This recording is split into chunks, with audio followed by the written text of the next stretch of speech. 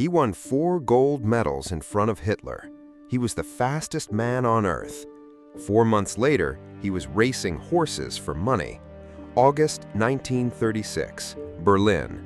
100,000 people fill the Nazi regime's Olympic Stadium, and the athlete dominating those games is not the perfect Aryan of the propaganda posters. He is the grandson of slaves from Alabama. Jesse Owens came home to America a legend.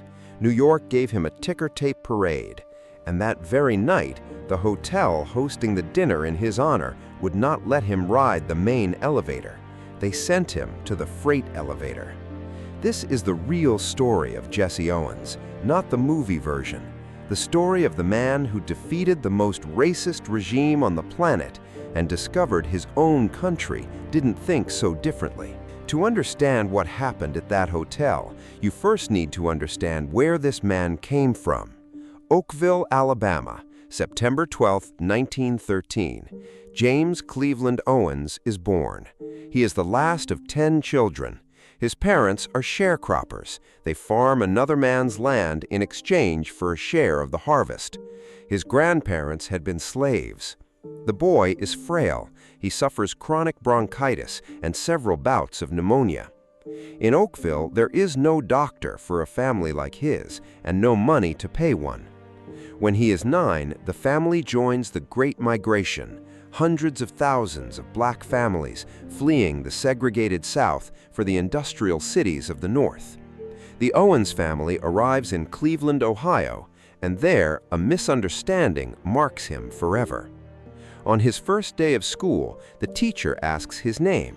He answers J.C., his initials, but through his southern accent, she hears Jesse. The boy doesn't dare correct her. From that day on, and for all of history, his name will be Jesse Owens. At Fairmount Junior High, he meets the person who changes his life, Charles Riley, a track coach of Irish descent. Riley watches the boy run and cannot believe what he is seeing. But there's a problem. Jesse works every afternoon to help his family, so Riley does something unusual. He trains him in the mornings before classes begin. And there is a detail from these years that almost no documentary mentions. By the time Owens arrives at Ohio State University, he is the best young sprinter in the country. Even so, the university gives him no scholarship. He works nights operating a freight elevator to pay for school. He cannot live on campus. Black students are not allowed. When he travels with the team, he sleeps in blacks-only hotels and eats whatever his teammates bring him from restaurants he cannot enter.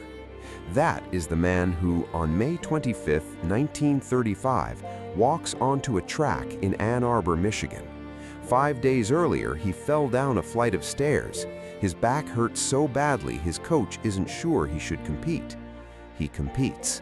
In 45 minutes, he wins 4 events. He breaks 5 world records and ties a 6th. His long jump mark, 8 meters and 13 centimeters, will stand as the world record for 25 years. The press will call it the greatest 45 minutes in the history of sport. He did it with his back screaming in pain. He was 21 years old. But what awaits him 1 year later in the capital of the Third Reich will turn his name into universal history and his life into something far more complicated. August 1936. Berlin is not a city, it is a stage. Hitler has been in power for 3 years. The Olympic Games are his showcase, the chance to prove to the world the supposed superiority of the Aryan race. The United States almost boycotted those games. In the end, it sent its team, and on that team travel 18 African American athletes. In the Olympic Village, an encounter takes place that will change history in another way. A German shoemaker named Adi Dossler approaches Owens and offers him handmade leather spikes from his workshop. Owens competes in them. Years later, that same shoemaker will found Adidas. August 3rd, the 100-meter final. Owens wins gold in 10.3 seconds. And here, the most famous myth of these games is born, that Hitler refused to shake his hand. The documented reality is more twisted. On the first day of competition, Hitler congratulated only the German and Finnish winners. The Olympic Committee warned him, congratulate every champion or none. Hitler chose none. Owens himself later said the dictator waved at him from his box. Hold that thought, because the real snub would come from a different president. August 4th, the long jump. Owens fouls twice in qualifying. One more foul and he is eliminated. And then his direct rival approaches him, Luz Long, the tall, blonde, blue-eyed German that Nazi propaganda parades as the perfect athlete. Owens told the story all his life. Long advised him to jump from a few inches before the board to avoid risking another foul. Some historians doubt that conversation ever happened. What no one disputes is what was recorded. Owens won gold with an Olympic record of 8 meters 6 centimeters, and Luz Long was the first to congratulate him. They walked together, arm in arm, in front of Hitler's box. August 5th, the 200 meters, a third gold with an Olympic record, and the most uncomfortable chapter of these games was still to come. The day before the 4x100 relay, the American coaches pull Marty Glickman and Sam Stoller from the team, the only 2 Jewish athletes on the track squad. Owens and Metcalf take their places. As Glickman recounted decades later, Owens protested to the coach, "I've already got 3 medals. Let Marty and Sam run." It changed nothing. The suspicion, never officially acknowledged, is that the American committee didn't want to embarrass Hitler with 2 Jewish athletes on the podium. August 9th, the American relay wins gold with a world record. 4 gold medals for Jesse Owens. No American had ever done it in track and field at a single games. The German public cheers him. People ask for his autograph in the street. In Berlin, he can stay in the same hotels as white people and ride the same buses. Owens notices, and he will not forget it. He is the most famous athlete on the planet. He has a few weeks left to find out what that is worth in his own country. What comes next is the part no schoolbook tells. After the games, the Amateur Federation forces the team into an exhibition tour across Europe. Owens runs in Cologne, in Prague, in London, exhausted, unpaid, so short of money he borrows meals from other passengers. When he refuses to continue the tour, the answer is immediate. On August 16th, 1 week after his 4th gold, the Amateur Athletic Union suspends him and strips him his amateur status. In practice, his athletic career has just ended. He is 22 years old. He returns to New York, and the city gives him a triumphant parade under a rain of confetti. That night, there is a reception in his honor at the Waldorf Astoria, one of the most luxurious hotels in the world. And at the door of that hotel, the city that has just cheered him reminds him of the rules. Black guests are not allowed on the main elevator.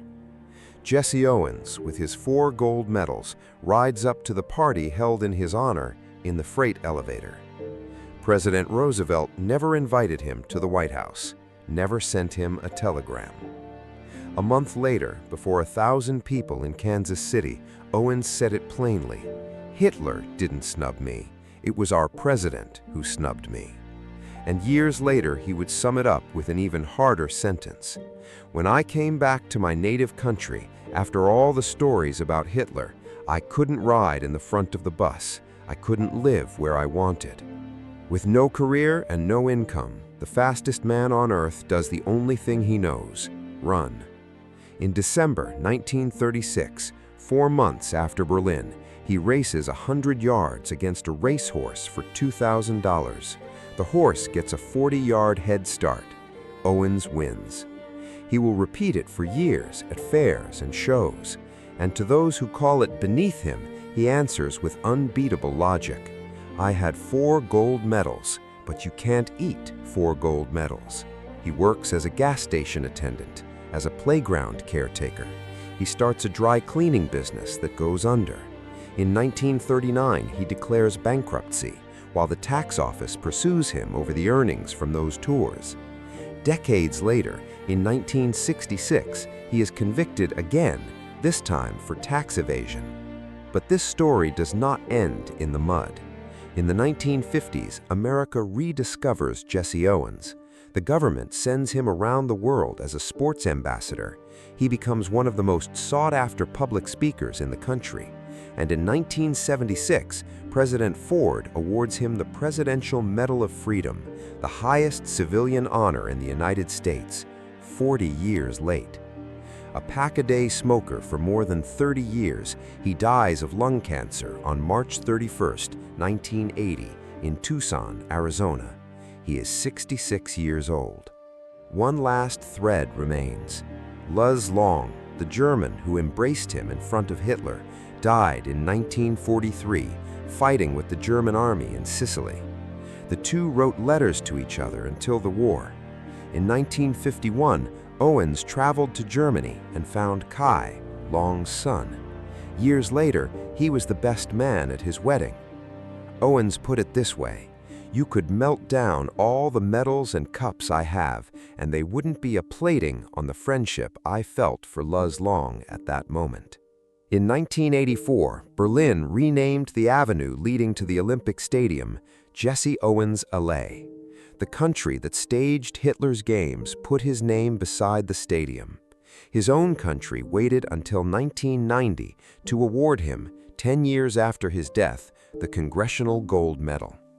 That night in 1936, the fastest man on Earth rode up to his own party in a freight elevator. Today, his name is written in Berlin, in Cleveland, in Alabama, and on every running track on the planet. He was the fastest man in the world, and he spent his whole life waiting for his country to catch up.